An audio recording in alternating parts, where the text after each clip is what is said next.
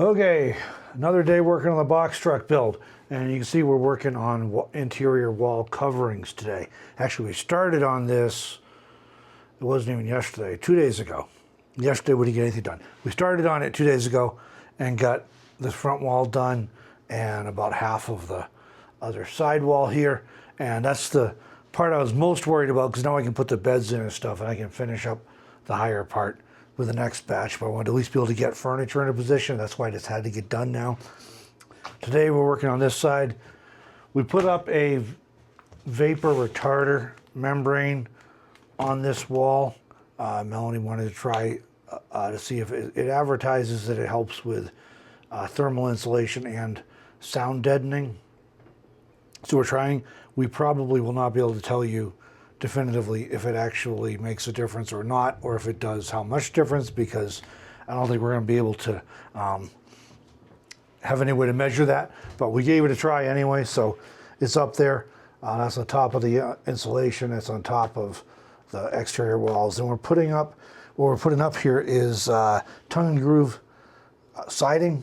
I think they call it beadboard siding too, but this is tongue and groove, and you're probably familiar with that, but it's got a groove on the bottom and a tongue on the top, and so they lock together like a puzzle pieces. And you just kind of put them on and lock them together, make sure it's fitting in there good, then you can attach it to the wall. It's probably a little easier if you have a paneled wall or a sheetrocked wall before you put these up, because then everything will be nice and smooth, but so we're occasionally getting places where the wood's a little warped or whatever, causing us a little headache, but pretty straightforward.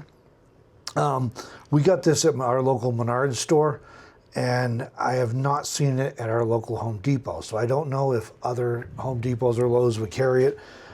This stuff, we used some in the van, obviously nowhere near as much because it was quite a bit smaller space, but we used some of this in our van, and we've used some in the trailer. And this was last year like $16 and change per box, which I think is 14 square feet. But anyway, it's gone up to more than a little over $20. It's almost $21 a box now from 16 last year. And looking at it closer, I realize this stuff is imported from China. I don't know why, and I don't know where they get the trees from to make this, if they're coming from China or if they're coming from somewhere else, then they mill it down and everything. But it is reversible, so it's pretty smooth on the backside, or it's, I got a piece here I can show you off the floor. So you can use the smooth side if you like that look, or you can do what we're doing and use the curved side here. So a little more of a beadboard look. Anyway, that's that stuff. We like it. What we have found compared to like the thin paneling is that it's a little better with deadening sound coming from outside the vehicle, and it's also a little bit warmer or cooler depending on the climate, the weather, what you're trying to do. So we're doing it on paper. At a quick calculation, it seems to be more expensive than like the 5mm or 1/8 inch 4x8 sheets of paneling. Those are going to be, we're seeing them low 20s up to $50 a sheet. But on the cheaper stuff, the $22, $25 a sheet stuff, it seems like it's a little cheaper to do that. But we're going to have far more waste because we don't want a bunch of pieces spliced together. We did that in a closet where nobody's ever going to see it. There's going to be shelves in front of it. But we don't want it here where it's going to show. And we have from the floor to our ceiling here is 6.5 feet. So we're going to be chopping off 1.5 feet of every one of those panels that's not going to get used anywhere. And then the box itself is like 16 feet, 4.5 inches or something long. We have a wall in the middle. So we did 24-inch on-center framing here, but we have a space in the front that's not quite even, and we have space in the back. So the point of that is we're going to have to slice some lengthwise too. So we'd end up wasting, I think, 1/4 or 1/3 of the materials. And at that point, right, it's just not, we're not saving anything. I think it's right about a break even between the materials. So we went with the one that we like better, that we know is going to be more performant, and also the one that we think is a little bit more aesthetically pleasing. And obviously the side walls are still being done, but you can see how this looks, and we think it looks good, and we kind of wanted the cabin look. I know it's starting to get popular, the ultra modern, clean sterile look. And obviously to each their own preferences, right? So if you like that look, that's cool. I think it's kind of sterile and I prefer the cabin look, so that's what we're doing. We could do this with a whole bunch of different materials. And I've seen people, usually in vans, do some really cool materials like reclaimed wood, sometimes pallet wood, sometimes barnwood. And that crossed our minds, but we need so much of it in here because we have so much wall space that we're concerned about how heavy that's going to get. I don't think we'd be overweight for what the truck's rated for, but we want to keep it light for better fuel efficiency and just all-around driving experience. And I like to have some margin in there as much as possible. We had plenty of margin in the van, and I want to make sure we maintain plenty of margin in this one, and this stuff is super light. So we're running a little low, so we'll have to go some more soon. I'm running low on screws too, so we need more of those. And I started, if we turn you around here, I did start on here where I was telling you in our last video about the, we changed our mind about everything. We flip-flop things around. The desk is going here. And you can see we had some 5 mil on here, the paneling stuff, and only about halfway up. And our thinking at the time was, hey, nobody's ever going to see it because we're going to have a kitchen cabinet here on the bottom, and we're going to have kitchen cabinets on top for storage, and we're going to put a backsplash in so nobody will ever see the paneling, so it doesn't really matter. And now that it's going to be a desk, you will see the wall, so we switched over to this paneling here because, again, it's going to be shelves all in front of this now. And I think I mentioned that in the last video, so nobody's ever going to see it, or next to last video.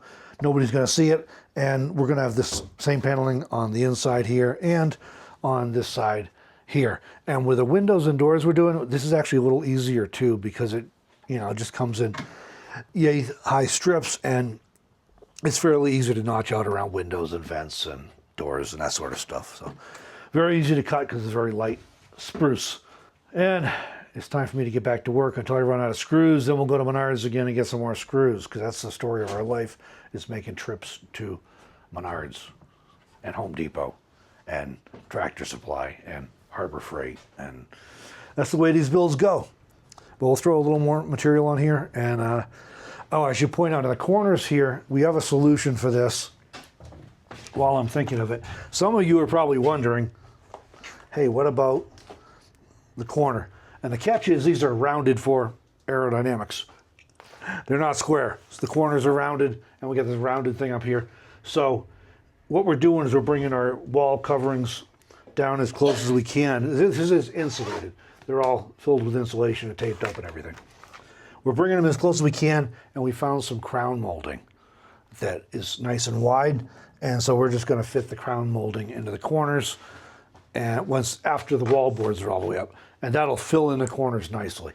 And then we're still going to have like some shelves up here and storage in the front, and then the beds. So, yeah, that's the corners anyway. We do have a plan for it. We'll be getting to it. Just not worried about it till after the walls are done all the way up.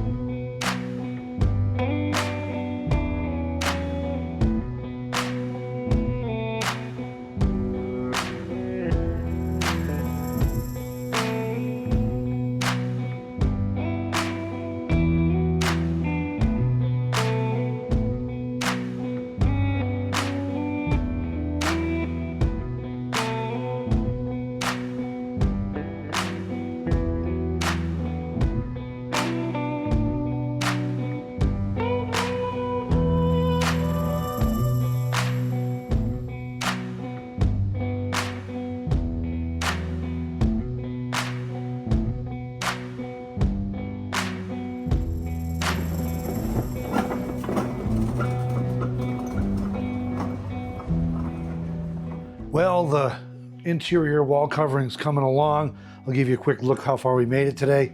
We did have to make another trip to Menards to get some more screws and also some more of the covering there. I think I might have showed these in another video, but the screws we're using for these are, they call them trim head screws, and they're just very small heads. And these trim head screws just have a very small head on them. Probably can't show you that too well, but that's the trim head screw. And the idea is we use them for trim and stuff. You don't have as big of a hole. Now, for some applications, you really need a bigger head, and so those wouldn't work great for that. But they're great for doing cabinets and stuff where you don't want a big hole. So far, they seem to be working fine. We're being careful not to countersink them too deeply. There's always a chance that over time they kind of vibrate and turn out to not hold up well enough. If that's the case, we'll put some wafer head cabinet screws on every so often. And I may put a few trim pieces on, depending where the furnishings end up exactly as well. And what that'll do is just make sure that nothing wants to vibrate off the wall. So we're doing, when you're doing custom work, you just have to be prepared for the reality that sometimes things aren't going to work as you expect, and be willing to do that. And so, you know, there's things that may have to get adjusted or tweaked in the future. We're doing our research, we're doing the best we can and what we think we have. And, you know, I think this is going to work fine. If it doesn't, we'll adjust from there. But these screws, I only learned about these recently. I was watching a YouTube video. I don't remember the channel and I don't remember the video. I wish I did, because I'd like to give somebody a shout out. But anyway, they were using these. And I thought, that is cool. I'm going to try them for those times when I don't want to use a finish nailer, which actually isn't working right now. Anyways, I got to fix it. It's got messed up. But this is going to be a 3-day project, at least putting up the wall board. But I'll show you where we got here. Again, it's about halfway up on both of the side walls. The front wall is basically done, other than there's going to be a shelf up top there. So I'm not sure how we're finishing up those details. And, you know, again, the driver's side of the truck is about halfway done. I did finish up this wall, back wall here behind the desk, which I'm pretty pleased with. And then if we come around the corner, I've been working in the closet here too. And you can see this is coming along. I've made it part way up on this one. And the reasons I've stopped where I have on several cases, I'll go into here. And see, this one's a little further up. The catch on this one, this fan's acting up. I'm not surprised. It's quite old. And so we're either going to replace it with the one that's on the van currently for now, or we're going to put a second one over here. We may just have 2 of them, in which case, for right now, this one may just stay here as a vent. There's going to be shelves here. So when I put this thing in, I was thinking we were going to have a shower on the end. So, so it may not matter much. It may get replaced with a window at some point. But in any event, I want to work around these 14-inch holes, because 14 inch is standard for vents. So we're going to put another one here, and then however we do it in the future, we can go from there. But I don't want to go any higher with the wall until we have the vents in, because it's going to be easier to, with this, since things are square, right, it's going to be easier to just fill in around it rather than trying to cut it out afterwards. Because I'm concerned this stuff is plywood or something. Paneling is no problem. Come to the backside, cut it all in one piece, the outside and the insulation and the inside one. This stuff, I'm afraid, is going to shatter. So I don't want to do that. And we have the same problem here. Not a problem, but the reason I paused where I did is because we've changed our mind on like everything in here more than once. But this little inverter we got up here, it is a pure sine, Renogy pure sine inverter, but it's only 1,000 watt. And these are kind of pricey, so I don't want to have to go buy a new one right now. And this is not going to run some of our kitchen appliances that we plan to run on electric. Well, probably a propane too, but that's not going to run some of them. The Bluetti here will. This will run them no problem, and we've already done so before, so we know it works. So the Bluetti, I guess, is going to serve the kitchen and this side of the truck, and the lithium batteries we have down here, and the 400 of solar that's already on the roof, and this charge controller, this inverter. All this setup here, this is going to serve the other side of the truck, the desk and the driver's side of the truck, the left side of the truck. So that's how we're splitting, and it's kind of 2 systems, which will give us a little more protection from, you know, if we use too much power or something. I don't think we were going to have a problem with it. Just the house system, the lithium batteries and everything was and the 400 of solar in this system here was fine.